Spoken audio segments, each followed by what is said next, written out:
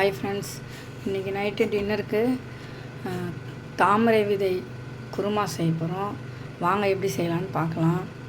எங்கள் வீடியோ பிடிச்சிருந்தால் லைக் பண்ணுங்கள், ஷேர் பண்ணுங்கள், கமெண்ட் பண்ணுங்கள், மறக்காமல் சப்ஸ்கிரைப் பண்ணுங்கள் ஃப்ரெண்ட்ஸ்.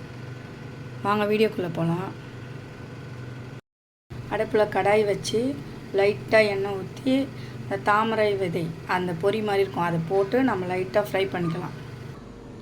லைட்டாக ஃப்ரை ஆனதும் ஒரு கிண்ணத்தில் மாற்றி வச்சுக்கினேன். ஃப்ரை பண்ண அதே கடாயில் கொஞ்சமாக ஒரு 3 டேபிள் ஸ்பூன் எண்ணெய் ஊற்றிக்கிறேன். எண்ணெய் காஞ்சதும் வெங்காயம், பச்சை மிளகா, கருவேப்பிலை போட்டு நல்லா ஃப்ரை பண்ணிக்கலாம்.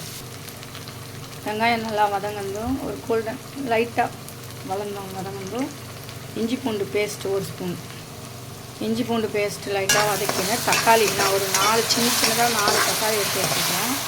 அந்த 4 தக்காளியை நல்லா மிக்சியில் அரைச்சி இதில் சேர்த்து நல்லா பச்சை வாசனை போகிற அளவுக்கு வதக்கணும்.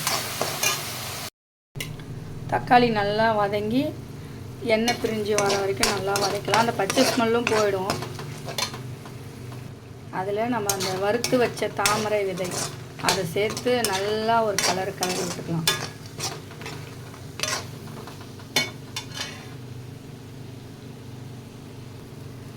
ஒரு ஸ்பூன் குழம்பு மிளகாத்தூள் போட்டிருக்கேன். அது வந்து வீட்டில் அரைக்கிற குழம்பு மிளகாத்தூள் தான். இந்த தனியா மிளகா அந்த கார மிளகாத்தூள் அதெல்லாம் சேர்க்கல. வீட்டில் அரைக்கிற மிளகாத்தூள் ஒரே ஒரு ஸ்பூன் சேர்த்துக்கிறேன். காரம் கொஞ்சமாக தண்ணி ஊற்றி கொதிக்க வச்சுக்கலாம். அந்த குருமாவுக்கு தேவையான தேங்காய் நான் 3 பீஸ் தேங்காய் போட்டுக்கிறேன். 10 மிளகு, கொஞ்சமாக கொத்தமல்லி, கொஞ்சம் லைட்டாக கசகசா, பெருஞ்சீரகம் இதை போட்டு அரைச்ச தேங்காவை இந்த குழம்புல சேர்த்துக்கலாம். சேர்த்து ஒரு கலந்து விட்டுடலாம். கொஞ்சம் கொதிக்கட்டும், லைட்டாக கொதி வரட்டும். குருமா ரெடி ஆகிடுச்சு. இதே குருமா உங்கள் வீட்டில் ட்ரை பண்ணிங்கன்னா எப்படி இருக்குன்னு கமெண்டில் சொல்லுங்கள். Bye friends.